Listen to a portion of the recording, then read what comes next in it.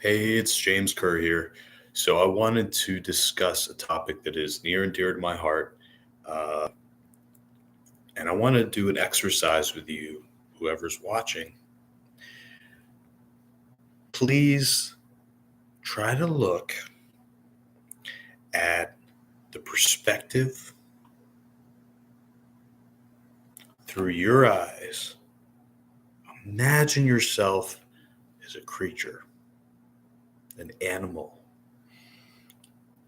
not a person, but a dog or a cat or a ferret or um, you know, just try to imagine yourself in the position of an animal who doesn't know how to speak English or any other language other than the one that they can vocalize. Barks, hisses, meows.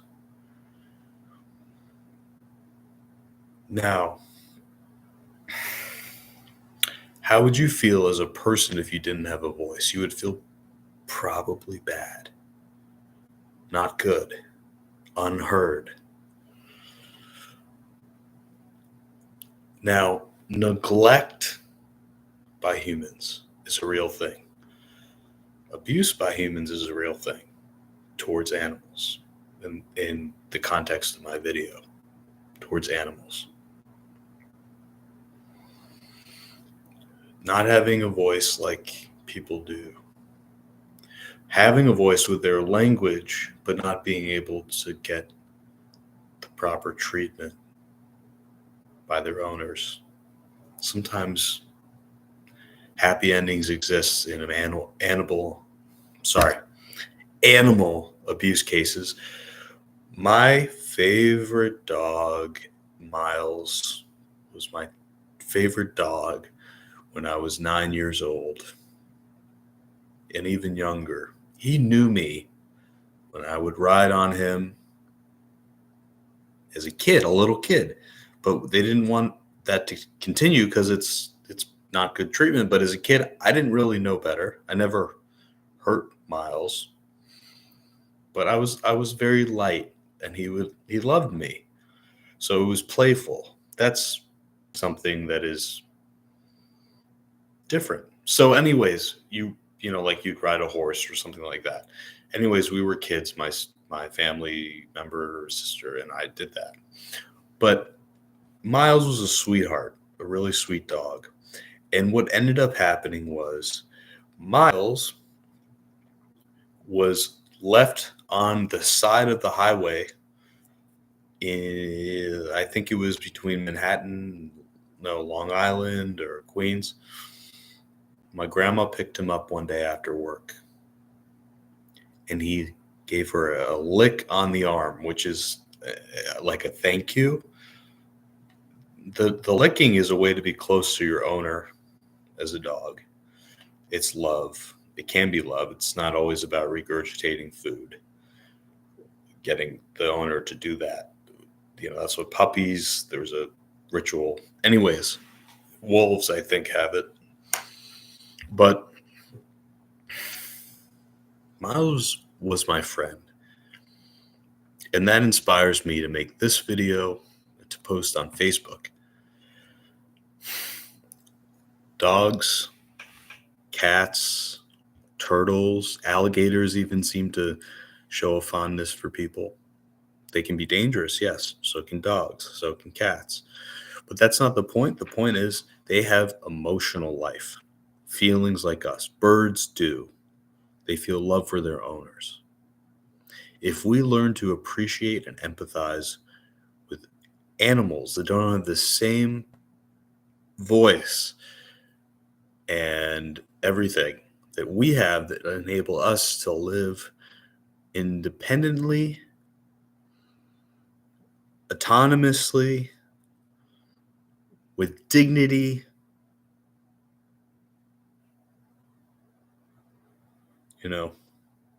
animal abuse is something that really, really, really, really, really, really, really, really, really, really, really bothers me. I saw a video today from the ASPCA about a monkey being mistreated. So That's another animal.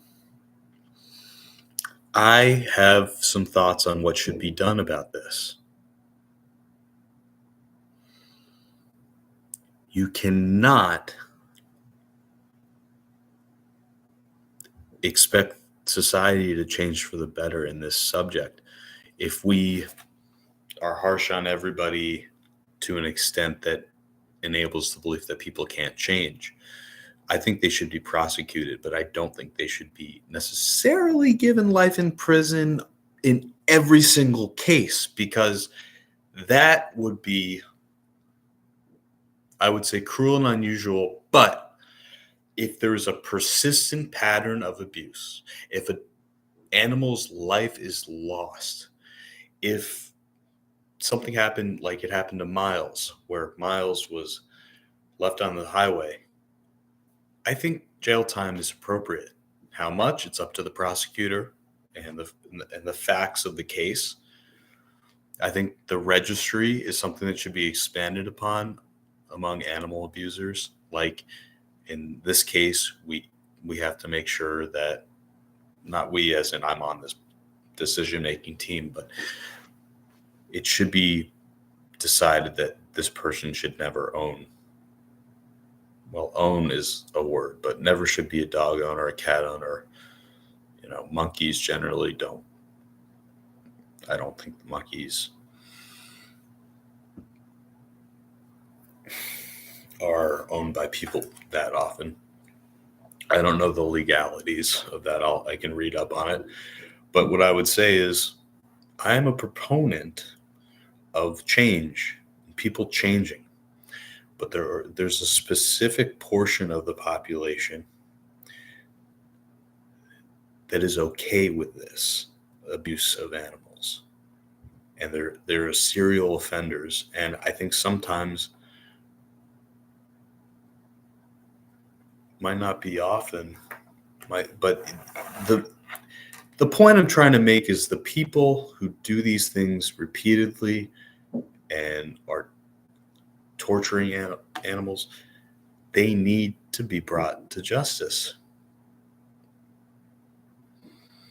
I don't rule out the possibility of life in prison for certain people who cannot empathize and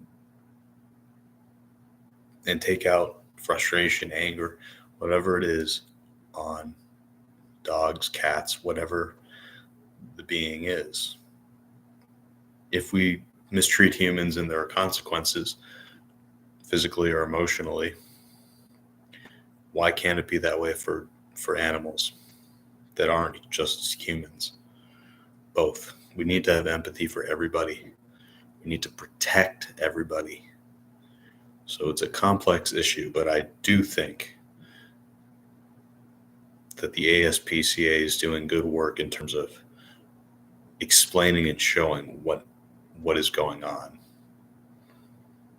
Even a laboratory that tortures animals, and it's not okay. Like puppy mills, they're treated like terribly, and they have emotions.